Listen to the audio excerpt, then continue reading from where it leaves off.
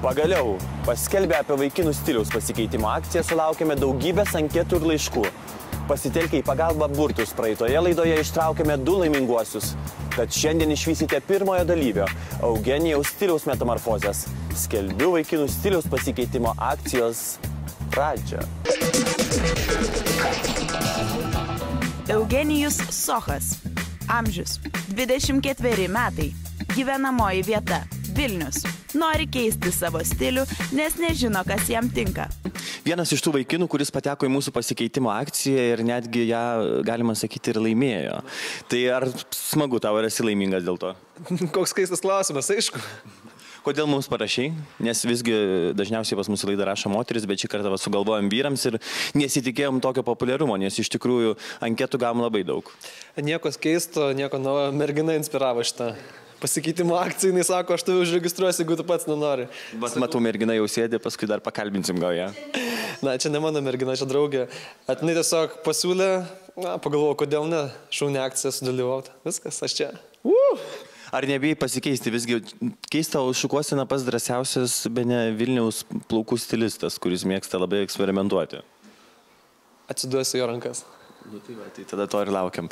O galutinį rezultatą, aš manau, pamatysime jau, kai pakeisime viską tave ir su rūbais. Ačiū tau. Dėkui.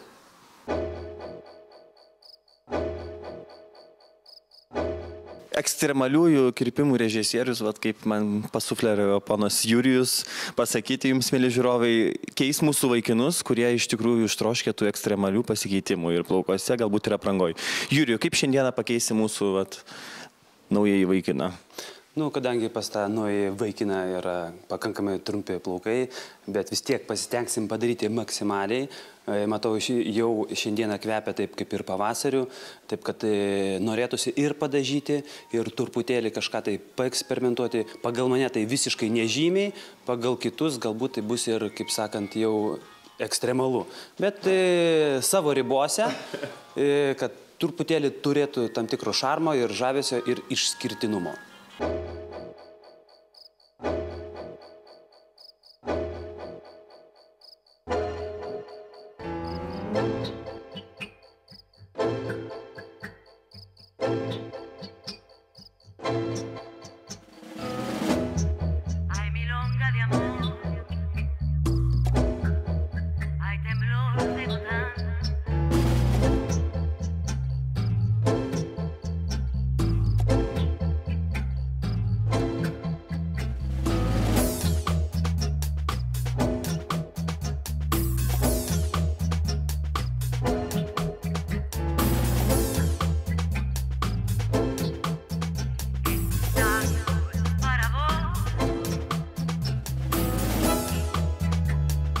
O kodėl parinkai būtent tokią plaukų spalvą, ne kokią nors ekstremalią ryškę arba kokią nors juodą? Kada jisai nebuvo? Juoda, tai kiek jisai man pasakojo, kiek iš jo pasakojimo jisai dažėsi vieną kartą gyvenime. Ir tai buvo šviesiai. Dabar čia pirmą kartą? Ne, dabar jau antras. Taip, kad labai, jeigu žmogus yra linkęs eksperimentuoti pastoviai, taip mes jam galim čia ir juostų padaryti, ir Adidas, ir Nike, ir Puma, mes jam galime išpaišyti ir geltoną, žalį, raudoną per visas šventes.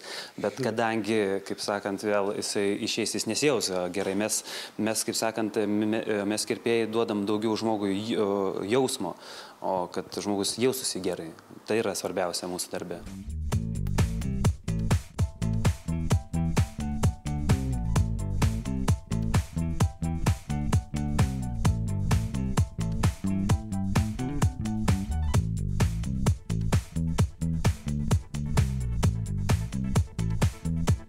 Ir dabar galite palyginti.